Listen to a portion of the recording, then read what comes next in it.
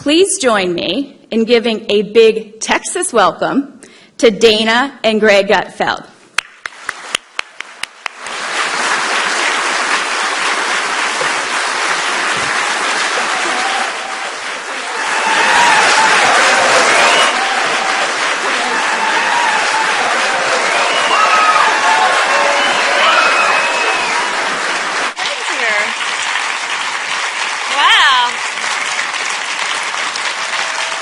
Let me point out that they're clapping more for you. Of course they are. We're really honored to be here and to be here together. And we're going to talk a little bit about Greg's new book, Not Cool. Talk about a little bit how we met and about the 5. And then we're going to get a chance to take pictures with you guys afterwards. It's great to see some friends here, especially that guy right there, Phil and Marnie Cooney. Thank you so much for coming. Ooh, somebody has friends. Yeah. Oh, I'm so special. Somebody's jealous. Yes. We are sorry that the main star attraction of the 5 could not be here tonight. Jasper is home in New York City. Do you love Jasper or what? Greg, you're not clapping. You do realize that Jasper is not a real dog. It's Dick Morris in a fursuit. Whatever happened to that dog, Casper? Casper was my imitation Jasper, because she kept talking about the dog Jasper, so I thought I would get my own dog, Casper. And every time she talked about Jasper, I'd say Casper was better, but it was driving you crazy. I could tell you were ready. What happened to Casper? Well, an unfortunate accident, yes. However, he tasted delicious. You're an irresponsible parent. Yes, I am. Well, let me kick things off by starting with the most important topic of the night. Me. Yes. Did you know, Greg, that I was George W. Bush's press secretary? Had you heard that? I had no idea. You never bring it up. It's like a complete. I thought that you worked at a local Arby's. Just like walked in off the street Yes, into the exactly, studio to join you there. Actually, I thought we would tell people because we get along so well. I call him the brother I never wanted. But we actually had not met until the day we did the pilot for the 5. That is not true. See, this shows you how memorable I am, is that I actually met you perhaps maybe 3 to 4 months prior. I was out, I was walking in the halls of Fox, and I go, ooh, look, there's Dana Perino. I got to get her for my show, Red Eye. And so she's outside talking to somebody, and she's got that Dana Perino look, I'm Dana Perino. This is the Dana Perino look. So hard being me. And everybody's like, oh, look, it's Dana Perino. And so I walk out and I go, hey, how are you? I'm Greg Gutfeld. She goes, oh, yeah. And then I go, you should really do Red Eye. And it was like I had asked her to eat a dung beetle. She went, or she'd smelled something awful, which might have been the case because I hadn't bathed. But she just kind of gave me the look like, yeah, this is probably the last time I'm going to talk to you. But she shook my hand. And then it was like months later that you had to sit next to me. That's right. So we got called out of the blue. I don't know, maybe they were talking to you for a long time, but kind of got called out of the blue. I actually suggested you, yes. I was originally, I don't know if you know this, but the show was called The One. And it was me. And I was like that. I just was like, The One, I'm not that way. That slot's taken by O'Reilly. Yeah, that's true. No, that's the great one. Not having it. Not having it. But I suggested Dana Perino. We can call it the 1.5. And actually, I wanted it to be called the 10, where it'd be me and Bob.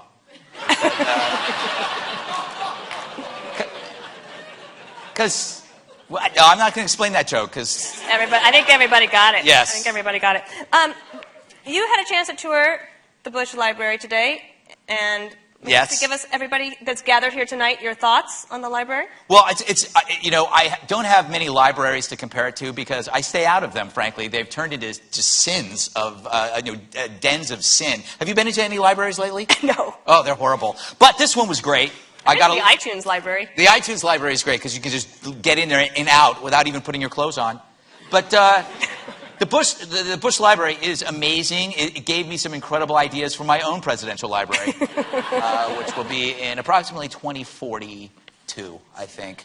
No, but it is amazing. It's an important time when you're walking through to be reminded how the world has changed since 9/11 is what really kind of hits me when you're in there. Because I'm in there and I'm thinking it's like, okay, this is September 10th and this is September 11th as you walk through. And everything after. Yeah. So. Well, I loved having you there. It was fun to take you in the Oval Office. That was nice. I enjoyed it. It's an exact replica. I felt the power. I ordered a pizza. And then I had the delivery man shot. Because that's what presidents can do. He wanted to know what would happen if the pizza was 30 minutes late. Yes. If you got it for free. Yes. And if I could drone him. But last night you were at another presidential library. Yes. I was at the Reagan Library. Another nice library. And another great president. And you actually, one time you ate Ronald Reagan's dinner. Can you tell us about that? Yeah, I was my first job out of college was at a magazine called The American Spectator. I was a staff assistant, and basically, when you're a staff assistant, your job entails doing whatever the owner of the company wants you to do. Pick up his certain devices at the pharmacy, wash his car. Though I will never forget the one time Bob Tyrrell said, "Hey, do you want to go see a play?" I think it was Hamlet with Glenda Jackson. I said, "Sure." I had no idea that I was actually the driver that was taking him and his wife to Baltimore. But so he was having President Reagan over. President Reagan, I guess, had a couple of nights a year that he would go visit a private citizen and have dinner, and one of them was Bob Tyrrell, my boss at the American Spectator. So I was not invited to go, but I was invited to mow the lawns and wash the windows of the house to get it ready. And during that process, I actually went up to my boss. I said, "Do you think I could just stick around?" And he said, "Sure."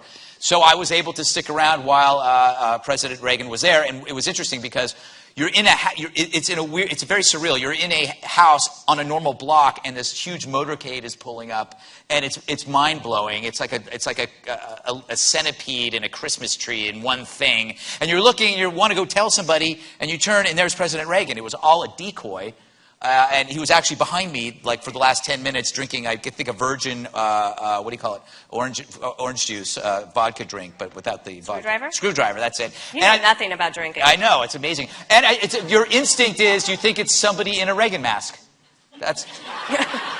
Like a decoy of the decoy. A decoy of the decoy. And I went up to, and so I had a chance to say something to him, and I always say this, what I said to him was, because it's like you're just shocked. But anyway, he had dinner, I was in the kitchen with Secret Service, and then when he left, I noticed that he had left almost all of his dinner there. He hadn't touched it, so I thought, I'm going to eat the president's dinner. Which I did. I ate his dinner. Did you think it was going to give you, like, yes, power, I thought that. Or that you'd grow taller? It's just unnecessary, and yet you egg her on. You do realize that I am taller than her. Do you realize that? Yes, you realize that. It's true. Actually, I often tell people that this is not Dana Perino. Dana Perino is actually inside a robot, Dana Perino, working the levers. Do you want to show them for once and for all proof? Yeah, let's see. All right. There you go. See? I'm going to be fair. Yes. I'm being fair. Hold on. Okay. Put it back to back. There. Now we've settled that. Yes. I'm still smarter. Not in everything. Some things. That's true. Can you give people a little background as to how did Greg Gutfeld become Greg Gutfeld? And what I really would like you to talk about is how your mom, who hopefully she'll watch this on C-SPAN, and she's recovering from some illnesses, and you're going to see her later in the week. So I think people realize, and I've learned this from you, is how much you care about your mom. And I think about what I know from her is what an amazing mom she was, because she recognized your uniqueness and your talents, and then she helped feed those by buying you copies of things like Mad Magazine. Yeah, but my mom. There was always this like writing contests and stuff, like when you're in first and second grade, and she got me into like writing, having me enter these contests, and I don't even know where these contests were from, but I would do them, and I would write these short stories, and she encouraged that. She saw that that's what I'd like to do. Perhaps she also saw that I was physically incapable of sports. So maybe it wasn't about the writing. It was that she doesn't want to be humiliated by her son who is not coordinated. So she encouraged me to write. But when I was a kid, she went and bought me magazines that really pretty much changed my life. When you were homesick and your mom would go out, she bought me Mad Magazine. And when you first get Mad Magazine, I'm 49. It's had to be like 1970. It was the first thing that actually spoke to you as a real person. That said, yeah, we understand that the adult world is weird. And Mad Magazine introduced me to politics, and to satire. There were no advertisements in it. It was just this weird little world. And then as I got older, and I think it was by accident, my mom picked up National Lampoon and brought that home. And National Lampoon was racy. It was edited by P.J. O'Rourke during the 70s. And there were pictures of, like, naked women in there. And I actually talked to P.J. about that. I go, why was that in there? And he goes, that was the only way we could meet women. And I go, that makes sense. But there was but it was such a funny magazine. It was National Lampoon was the precursor to probably the 80s comedies, or the late 70s comedies, like Animal House and Vacation. They got there first, and it was also just so brutally honest, and it was before political correctness. And PJ was an amazing editor, and he went on to write The Bachelor Home Companion and Republican Party Reptile. And if you know that book, that's a life-changing book. It's about you can be a Republican and you can have fun. You can be against the stereotype. You're not the rigid Dean Wormer from Animal House, or actually maybe the John Belushi. But those magazines framed my life in many ways and made me want to write. And I love the story that it was actually a magazine that sort of changed your perspective at Berkeley, because that's when you first found American Spectator. Yeah, it's weird because I was a liberal pretty much by default, because liberalism is kind of an adolescent, romanticized view of the world. That, why can't we all get along? And people who have money are mean if they don't give it to you. Like, all Republicans are just bad parenting. They're bad, evil parents. And that's the way the world was. And when you go to Berkeley, that's what they believe, is like everybody is evil but them. And I didn't have any alternative. I actually worked for the nuclear freeze in high school, collecting signatures, which the campaign for the nuclear freeze was not to allow nuclear weapons in California. And I did that, believe it or not, for extra credit, because that's what you could do. A teacher actually would give you extra credit for participating in a left-wing cause. And being apolitical and ignorant, I did it. And I got extra credit.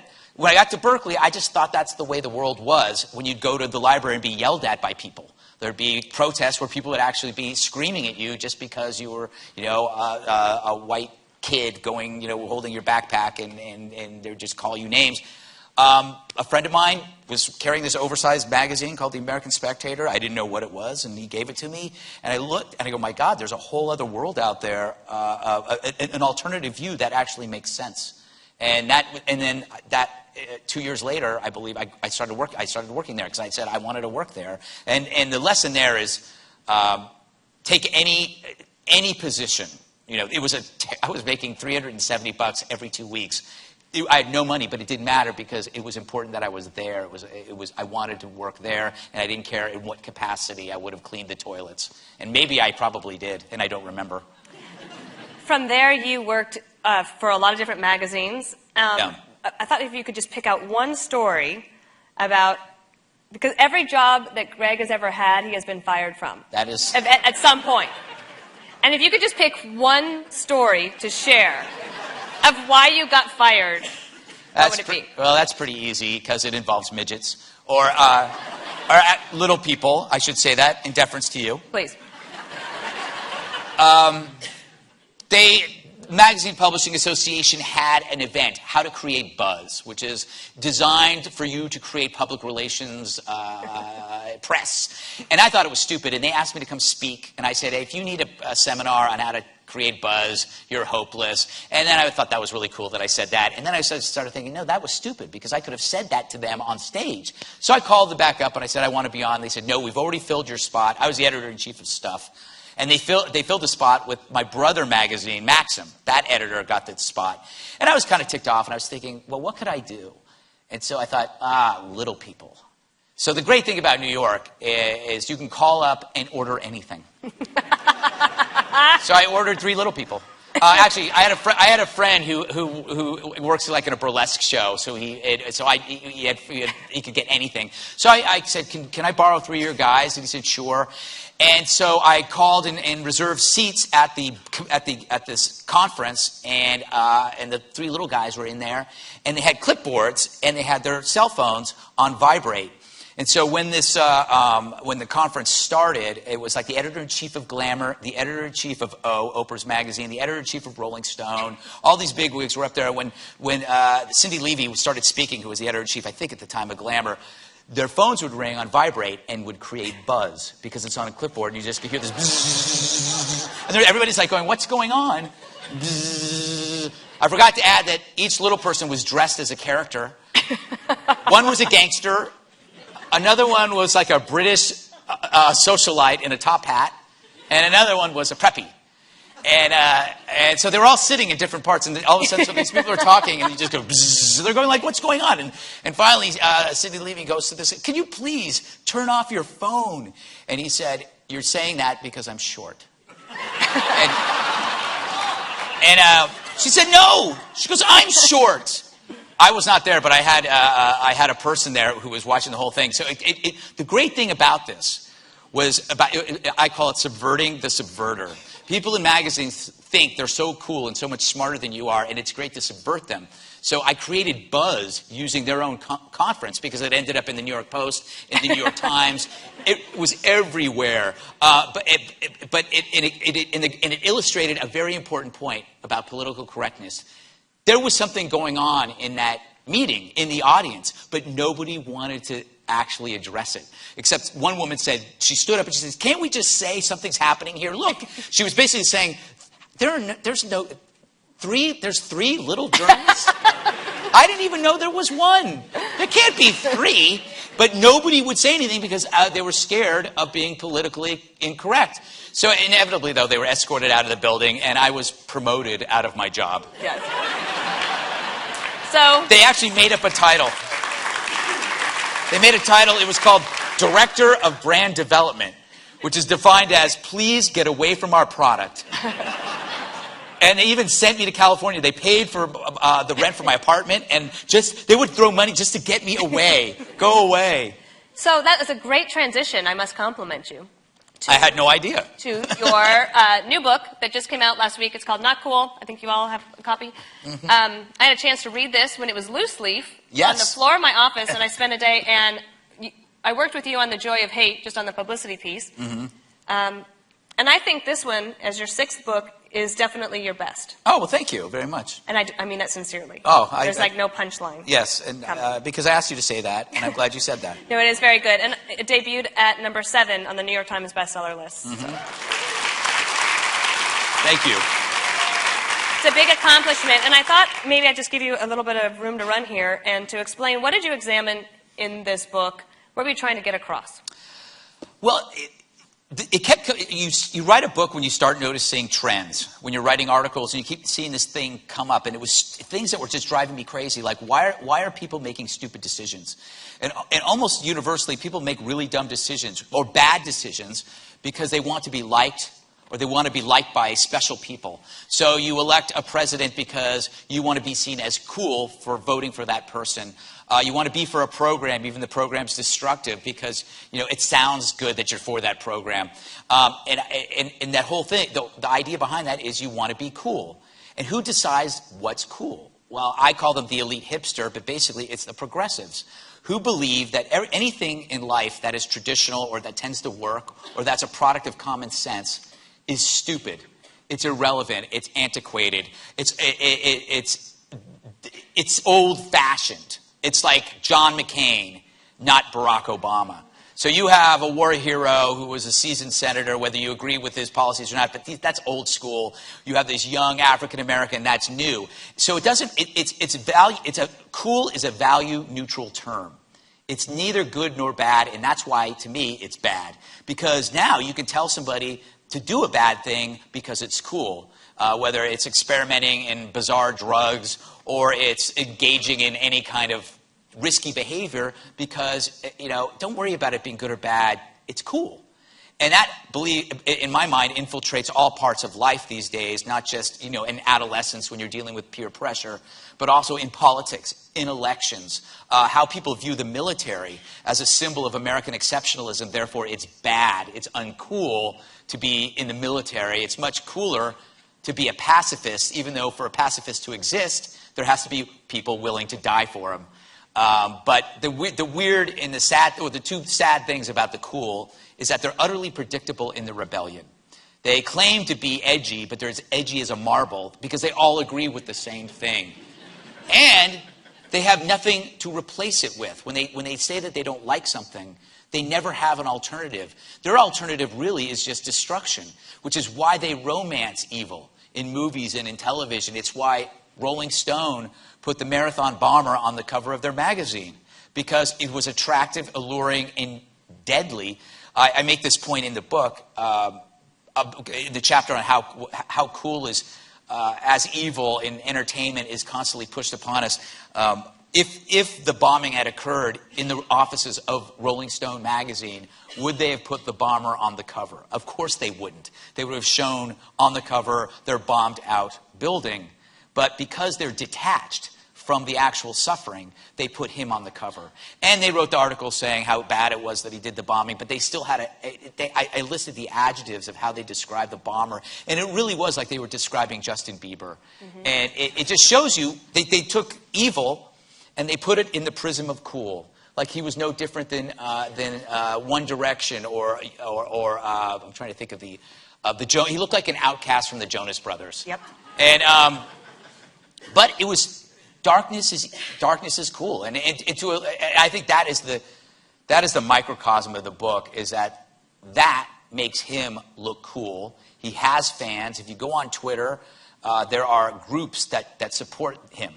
I don't even think they care if he's innocent or guilty. You see the same thing with the cop killer, Mumia al-Jamal, is that his name?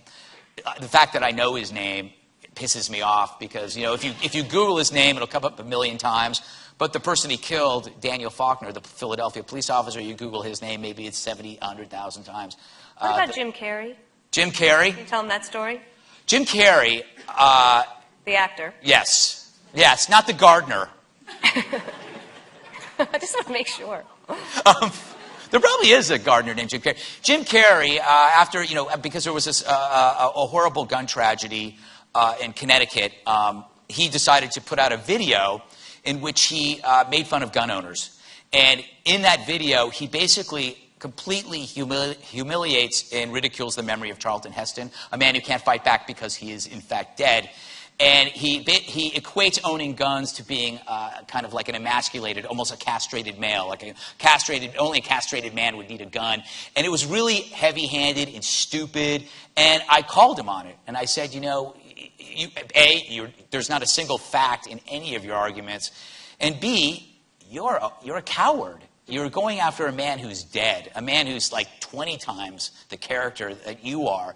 And that to me is weak. But it was an easy battle for him, because if you're in Hollywood, you can be against guns, unless of course you're using them in a movie. So anyway, he snapped, wrote a nasty letter to Fox News saying he was going to sue, and it was incredibly gratifying. And then he apologized. Because I always believe that celebrities are stuck in kind of a protracted adolescence. Because they spent so much time on themselves, they didn't see the outside world until they finally had time. So whatever their political views are, generally are adolescent in nature. Guns are bad. Well, actually, there are studies that show that felons will not go to a house that's armed because they don't want to die. There are studies that show that. That's common sense. That's called a hate fact, because they hate it because it's true. You write in the book about free radicals. Yes. What is a free radical, and would you want to be one? You should want to be one. A free radical is somebody who resists the desire to be liked. These are the people that I believe who are truly cool, or actually good. They are good people in that they resist the desire to be liked. They operate by a code. And a code is really interesting, because I use Andrew Breitbart as an example. When you met Andrew Breitbart, you had no idea what to make of him. He was going a mile a minute. He was like crazy. But then you realized it was almost like it came together. He operated on a code. Everything made sense. It's a person with a spine who tells the absolute truth and doesn't care what other people think. The important thing for a free radical is to have a sense of humor about life. If you're, it's very easy to get angry, and that's what my book, The Joy of Hate, was about. The left invented fake outrage. It's important for us not to adopt it. So you've got to be a happy warrior. And I think that's key, especially now. The part of that, a free radical, you can't just be correct. You have to be persuasively correct. There are a lot of people in the Conservative Party, libertarians, who are right, but they can't persuade you of it. And they can't persuade young people of it. And I think that's what we need right now. As a conservative libertarian, we need more people who are persuasively correct, who can go on shows that President Obama can go on and hold their own and not be seen as stiff. Well, speaking of a great show, and also somebody that you mentioned as a free radical in the book is Roger Ailes, the head of Fox News, who hired you after you got fired from your last job. Yeah, I know. And there might be Red Eye fans in here, and there might be Five fans in here, but Red Eye, I mean, I think of that as a cool show, but it's cool from my perspective, which maybe it means that it's not cool. Yeah, it's cool. It's the least coolest show. I think if the media were, see, a lot of stuff on TV and in magazines are made by people in the media for other people in the media. It's like when you look at a women's magazine, it's written by a women's editor for other women's editors, which is why when a normal woman picks up a women's magazine, it's like, what is going on? Oh, is that why? Yeah. Like, I get so mad. Yeah, no, but even, like, if you look at men's magazines, like GQ and Details and Esquire, those aren't written for men. Those are written for female editors to leave on the cocktail table for their boyfriends. It's never actually read. And there's whole networks based on this idea. What Red Eye is a TV show for everybody else. There is no pretension. We don't care if we cross the line or not, because everything we do is true. And you can tell. I don't know. Are there fans of Red Eye here? All right. Are you insomniacs? Yeah, if you notice about Red Eye, the guest pool keeps getting smaller and smaller. And it's because it's hard to find people who are honest on television. And it's great when you get somebody who has got a code. A person with a code usually ends up on Red Eye because it's so interesting. A lot of people describe Red Eye as a sandwich that you make at 3 a.m. drunk. So all of a sudden you're about to bite into it and you realize that the mayonnaise cap is in the sandwich. What are the ratings like? Red Eye beats, sometimes for a month, will beat everything in CNN at different times. I'm not talking about at 3 a.m., but a 3 a.m. show will beat a CNN show at 8 o'clock. Now, almost 3 years ago, another show was added to your schedule. Yes. We talked about it a little bit before, The Five.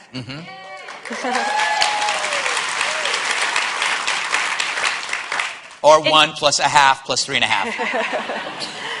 In your opinion, is The Five cool or not cool? Again, I refuse to use those words. Okay. It's good or bad.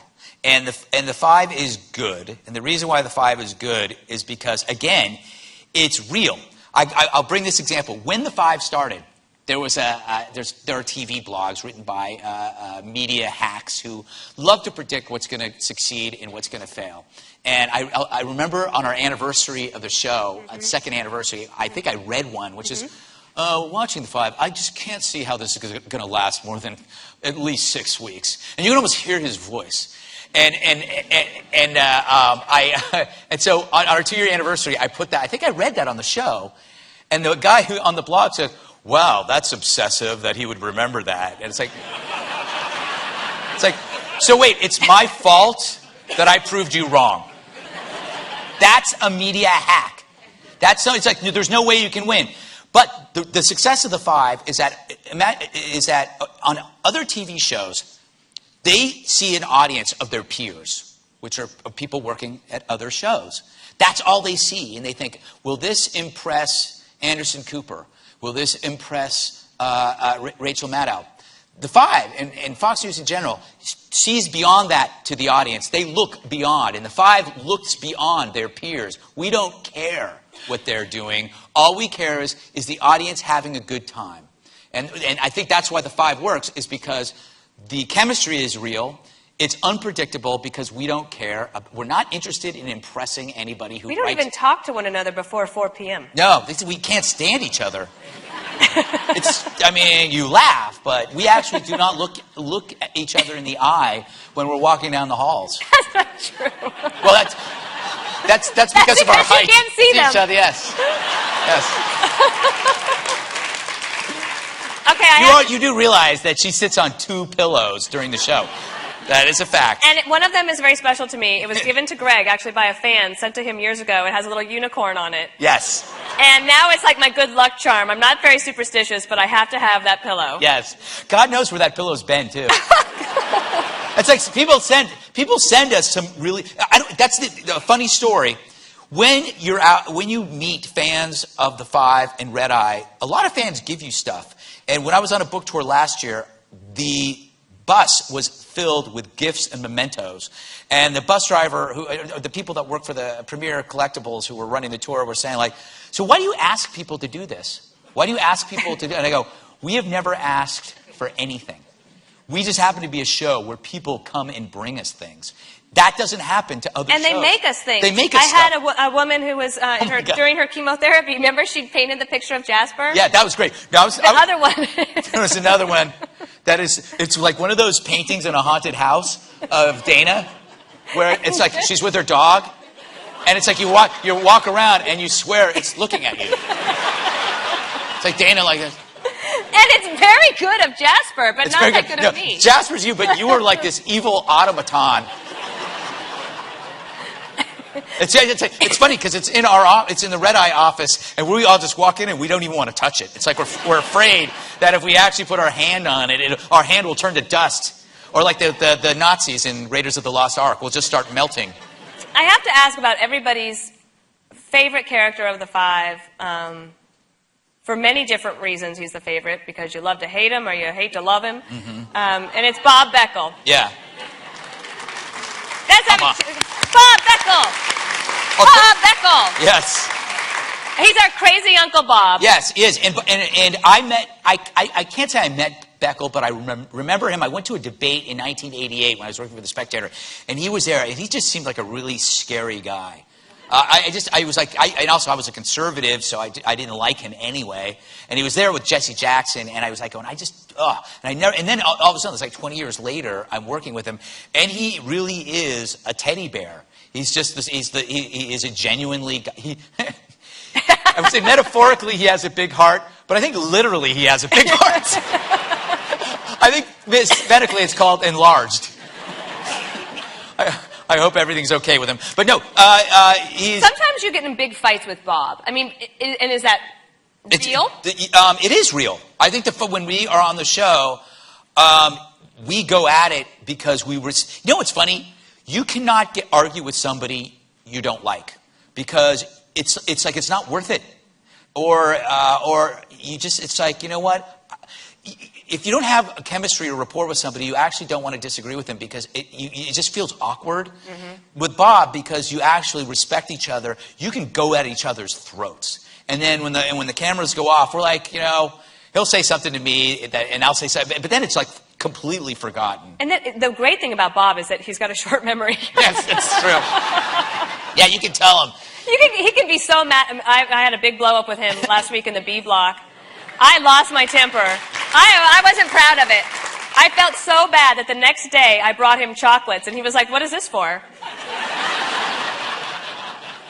Now, well, you got to test that though. You have to test that one day, and you go, "Hey, you like just on Monday, just go, Bob. No rush on the $500 I lent you from last week. I just, don't worry about it." And he'll go, wait, I'll just go to the ATM now and get it for you. You know what's Let me tell you a great story about Bob that you don't know, and then I'm going to give you a last question before we take their questions. A story that they don't know about Bob is that in the middle of one of our horrible snowstorms this winter, Bob got a call from the Central AA office. And it was 8:30 p.m., and the ice is coming down, and Bob only has cowboy boots, until the next day when I bought him a pair of UGG boots. And he wrote me a check, and it actually cleared. But he got a call from the Central AA office about these guys who were out at LaGuardia, and they were new to AA, and they were really worried about being lost to temptation because the airport was closed, all the shops were closed. The only thing that stays open at an airport at that point is the bar. You know, I just want to point out, maybe that was the sign to start drinking. No, not for these guys. Not for these guys. Yeah, no. So they knew enough to call the Central AA office, who then calls the one person they know who's in New York City who's going to be willing to get up off the couch and get in a car and go out to LaGuardia and hold and host an AA meeting for them. And that's what he did that night. And the only reason we knew about it is because Bob's always got bumps and bruises and things, and he had fallen in the ice that night in his cowboy boots. But he was not going to let those guys be without their last meeting. So.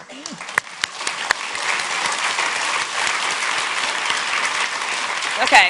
Even though I really don't like you, I could talk to you all night. But I have to wrap it up here, and before we take questions, and there's microphones on either side, and we'll try to get through as many as we can in the time allotted, about 20 minutes.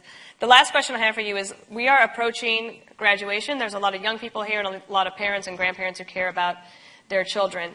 If you had to recommend, if you could recommend some authors or writers that they should look for and read and that recommend to their kids, because a lot of things on campus, a lot of things like American Spectator, you're not going to be handed to when you are on campus. Exactly. In the classroom. You actually have to go out and find material like at National Review or Weekly Standard, wherever it might be. Yeah. And I think you are, not only are you a fabulous writer, but you're an excellently well-read person. What would you recommend? All right, okay, so I made a list. Okay. All right. Greg Gutfeld. All right. Gregory Gutfeld. J. Gutfeld. I could do this for a while. No, funny people. Okay, kids read, I'm old. They ingest words differently these days. Ace of Spades is a blog, which I think is great for conservative thought, and it's very funny. I think it's a great place for people to get a perspective on things. I'm a big fan of Mark Stein. I'm sure you guys are. He's also funny.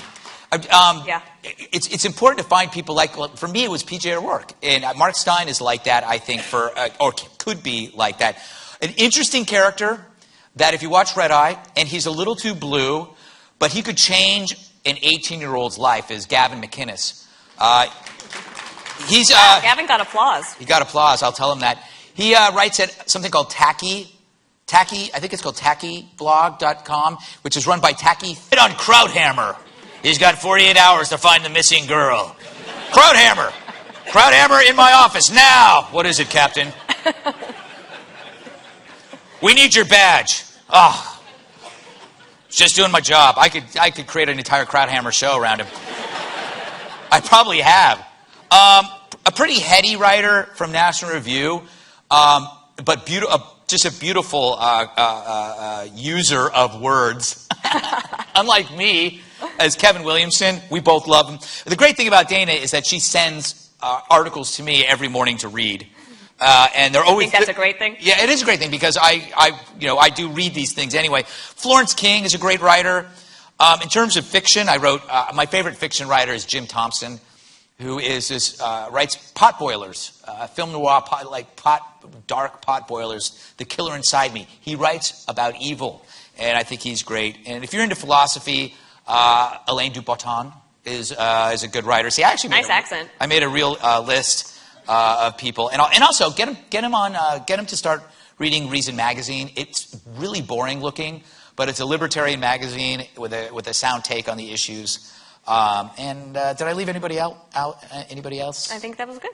All right, cool. George Will, you like George Will? But the thing is with George Will, extremely bright. But I have a hard. His writing confuses me. He uses words that I've never heard of. And then I have to keep rereading George Will's sentences. Do you guys do that? Is it just me? Yeah, it might do you think he does that on purpose? Does he just operates on another level. Yeah, he just sits there and he goes, okay, 750 words. I bet it's going to take him 3 hours to read this. That's what he does. You know, now when they have on Special Report Krauthammer and George Will at the same table, it's Yeah, like and they both intellectual overload. they both glare at each other like professional wrestlers. Like, who's smarter? Let America decide. All right, we're going to move to your questions. Now, you want to still talk about Not George Cool, Will. author of Not Cool. Let's give him a hand, and then I'll take your questions.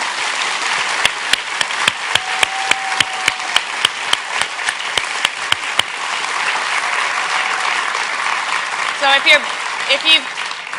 this is your chance. No questions. You can ask Greg and I anything you want, but you got to come down to these microphones here because we need it on C-SPAN. But we'll wait for you to get there.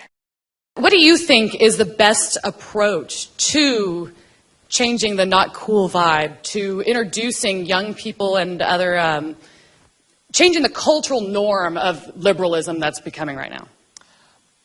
Is that for me? Yes. Humor. Humor combined with facts.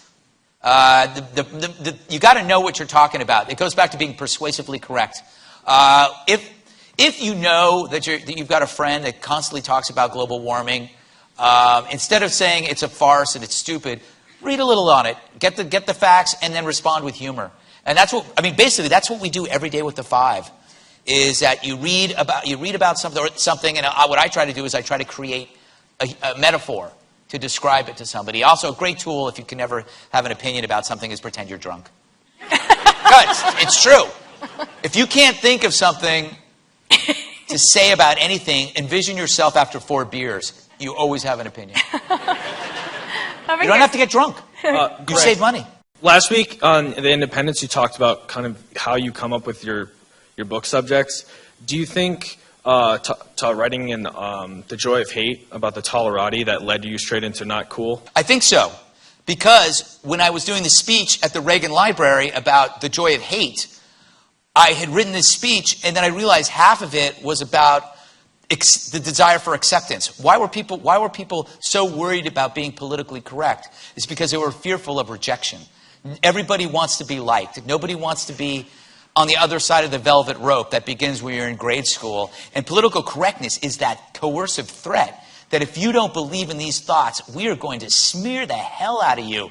And I talk about this, I think, in the book, that how the internet has democratized fame so that if you are politically incorrect, you could be ruined forever because it's so easy for somebody to do it on the web. And I think that's how it happened, was that it's like, a desire to be cool creates this phony intolerance. But why is it okay for liberals to say something outrageous and they get to move on, but conservatives get tagged with every negative connotation? Because who is in that game, who is the ref? The referee is the media, and the referee happens to be owned by the other side. You've got, and the media, I call it the media academic industrial complex.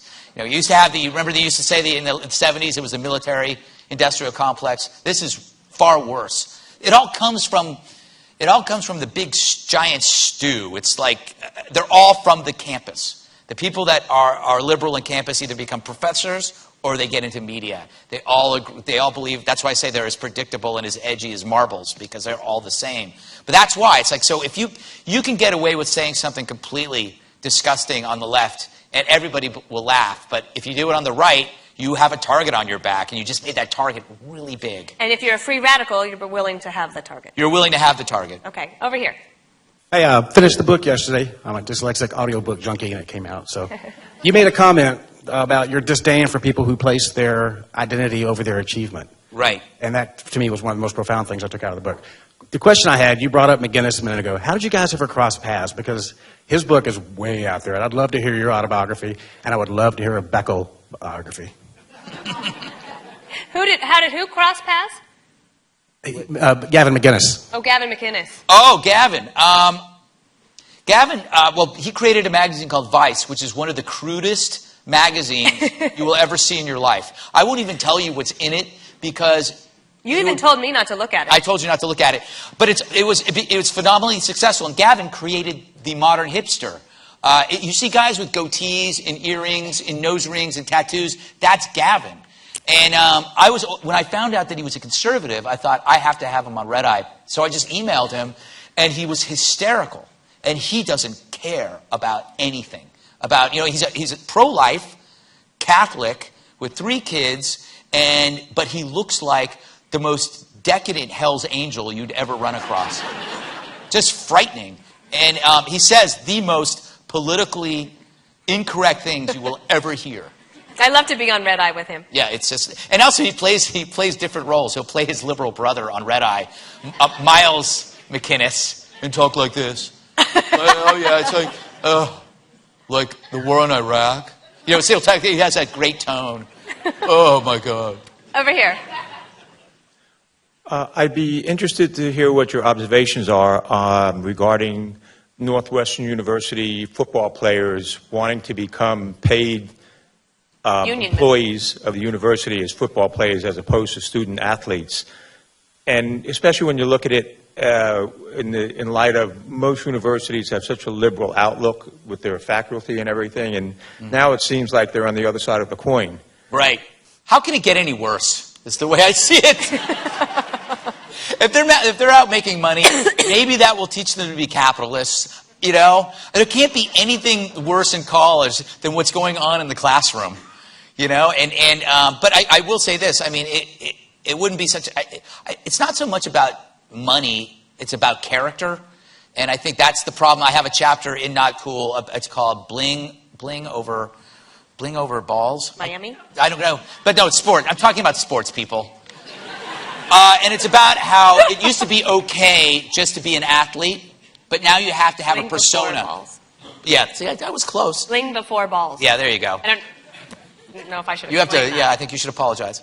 Over here. But anyway, the long story is that it used to be enough to play a sport, but now you have to be somebody special. You have to have the bling. You have to have a bunch of cars, and you have to be at nightclubs and all that stuff. And it's because that's an infestation of pop culture and cool ethos into the sporting world, which I think is polluting it.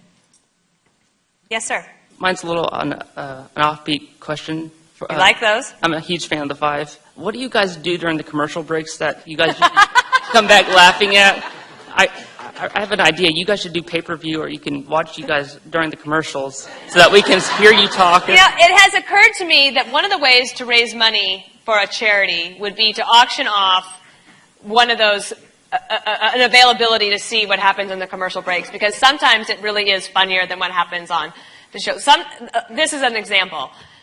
We'll finish a heated argument. Let's say it's about global warming. We'll finish, and then Bob will just start laughing. You're like, Bob, did you really believe anything that you were just saying? And he just gets that Cheshire cat grin, and he laughs. And sometimes, thankfully, our producer Porter is here, and maybe you could give him a hand, Porter Berry. He worked for O'Reilly for many years, and then he came to our show. We were very fortunate to get him to come to our show. He came to the light. He's smart when he's working with the director, because in the control room, you'll see things that are happening off camera.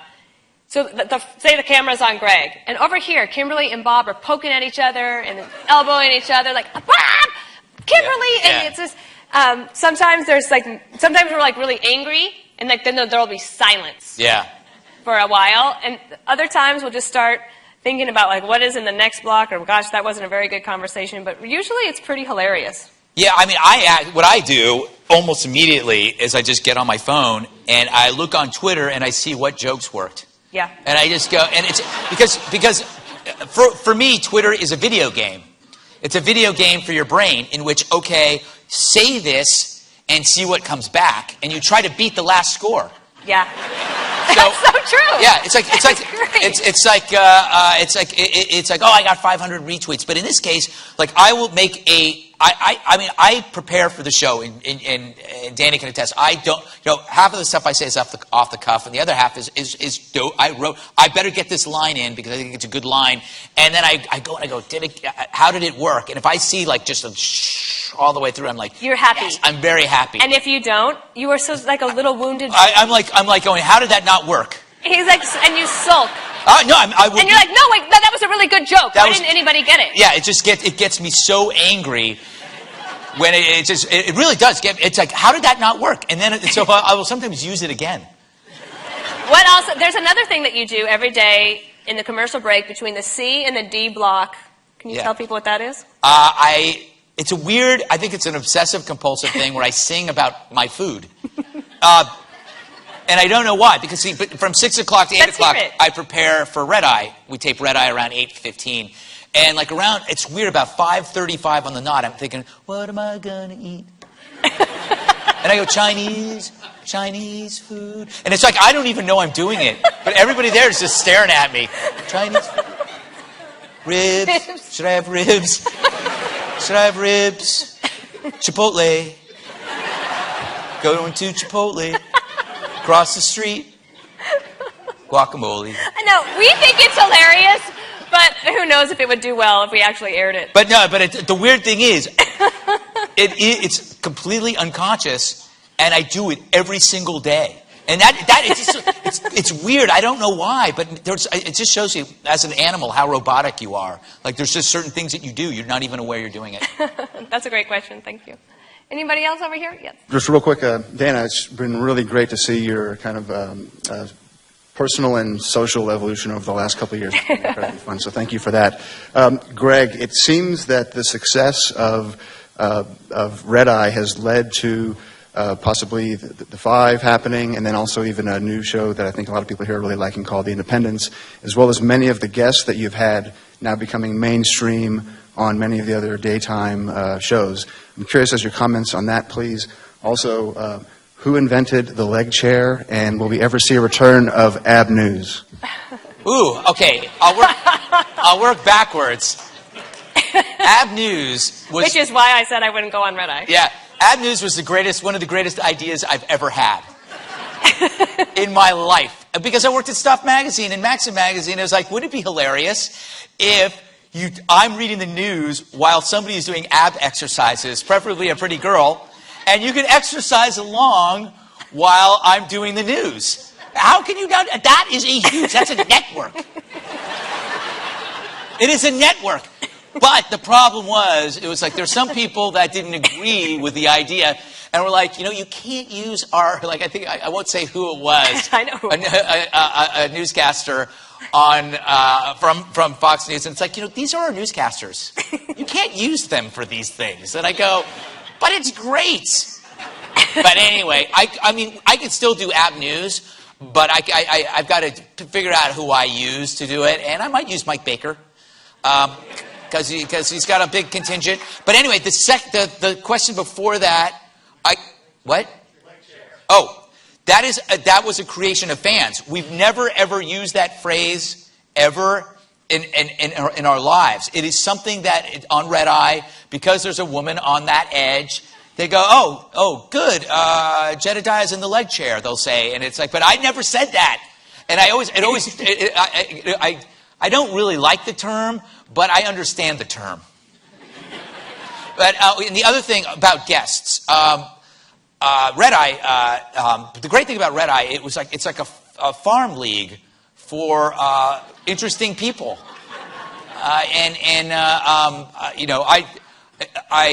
that's how I got to the Five, was from Red Eye.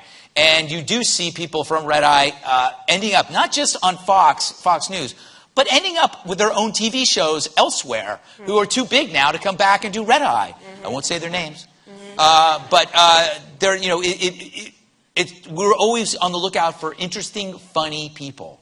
I would just encourage you that if you give anybody any of the authors that Greg recommended, the other thing you should do, and you should help your grandparents if they need help, or help your parents, DVR Red Eye, because it really is the funniest thing on cable news by far, and the word needs to spread. I'm going to give the last question to you, ma'am. It appears that I'm short. I'm sorry. That's all right. We know what you're going through. We know the struggle. Every day I wake up and I'm short. Give now, and you'll receive this special shirt. I don't know. Thank you. We have a ban now on plastic bags here in Dallas. Of what? A ban on, they're trying to ban plastic bags by making them expensive. And you had written about that in your book about San Francisco. Could you expound on that? I wish your book had been out a week earlier. Maybe it wouldn't have been it's death for the greater good. The great thing about plastic bags is that you throw them away. When you start using a cloth bag, you keep them, and people don't clean their cloth bags, so it increases. I think I can't remember the percentage in my book, but it increases the risk of death. People die from foodborne illnesses because their bags are dirty. It's that simple. So, but it's for the greater good. So you can't have plastic bags anymore because I guess it's going to choke a seagull. I mean, have you seen a seagull lately? They're not. They are. I mean, people. They are rats with wings. They're very antisocial. And you can't keep them as a pet. I've tried. Well, I'm going to wrap this up and say that for me, to be here at the Bush Center meant a lot to me. And President Bush and Mrs. Bush really changed my life by giving me an opportunity to work with them and for them. And I love this library, and I was really glad to be able to show it to Greg today. I'm glad my friends were here. The only way it could get better is if Jasper were lying here and Dirk Bentley came in and played a set. Yeah. It's good to see you're not obsessed. I'm not obsessed. I just want to point, I hope she doesn't mind, I just want to point out that Greg's wife, Elena, is here. She puts up with him more than I do. Stand up. Stand up. There's Elena.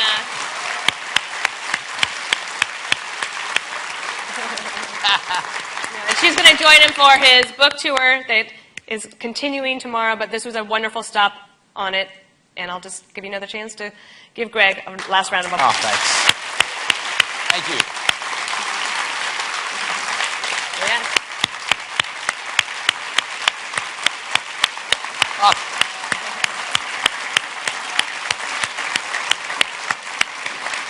I've said this before.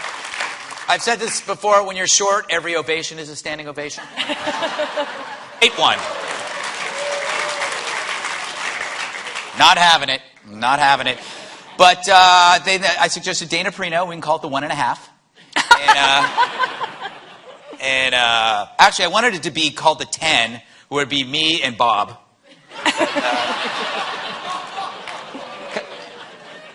Because I'm not going to explain that joke. Because I think everybody got it. Yes. I think everybody got it. You had a chance to tour the Bush Library today, and yes. to give us, everybody that's gathered here tonight, your thoughts on the library? Well, I don't have many libraries to compare it to because I stay out of them, frankly. They've turned into just sins of, dens of sin. Have you been into any libraries lately? No. Oh, they're horrible. But this one was great. I got the iTunes library. The iTunes library is great because you can just get in there and out without even putting your clothes on. But the Bush Library is amazing. It gave me some incredible ideas for my own presidential library, which will be in approximately 2042, I think. No, but it is amazing. It's an important time when you're walking through to be reminded how the world has changed since 9/11 is what really kind of hits me when you're in there. Because I'm in there and I'm thinking it's like, okay, this is September 10th and this is September 11th as you walk through. And everything after. Yeah. So. Well, I loved having you there. It was fun to take you in the Oval Office. That was nice. I enjoyed it. It's an exact replica. I felt the power. I ordered a pizza. And then I had the delivery man shot. Because that's what presidents can do. He wanted to know what would happen if the pizza was 30 minutes late. Yes. If you got it for free. Yes. And if I could drone him. But last night you were at another presidential library. Yes. I was at the Reagan Library. I was in the kitchen with Secret Service, and then when he left, I noticed that he had left almost all of his dinner there. He hadn't touched it, so I thought, I'm going to eat the president's dinner. Which I did. I ate his dinner. Did you think it was going to give you, like, yes, power, I thought that. Or that you'd grow taller? That's just unnecessary, and yet you egg her on. You do realize that I am taller than her. Do you realize that? Yes, you realize that. It's true. Actually, I often tell people that this is not Dana Perino. Dana Perino is actually inside a robot, Dana Perino, working the levers. Do you want to show him for once and for all the proof? Yeah, let's see. All right. There you go. See? I'm going to be fair. Yes. I'm being fair. Hold on. Okay. Put it back to back. There. Now we've settled that. Yes. I'm still smarter. Not in everything. That's some true. things. That's true. Can you give people a little background as to how did Greg Gutfeld become Greg Gutfeld? And what I really would like you to talk about is how your mom, who hopefully she'll watch this Yes. on C-SPAN, and she's recovering from Yeah. some illnesses, and you're going to see her Yeah, later in the Monday. week. So I think people realize, and I've learned this from you, is how much you care about your mom. And I think about what I know from her is what an amazing mom she was, because she recognized your uniqueness and your talents, and then she helped feed those by buying you copies of things like Mad Magazine. Yeah, but my mom, there was always this like writing contests and stuff, like when you're in first and second grade, and she got me into like writing. Said having me do. Please join me in giving a big Texas welcome to Dana and Greg Gutfeld.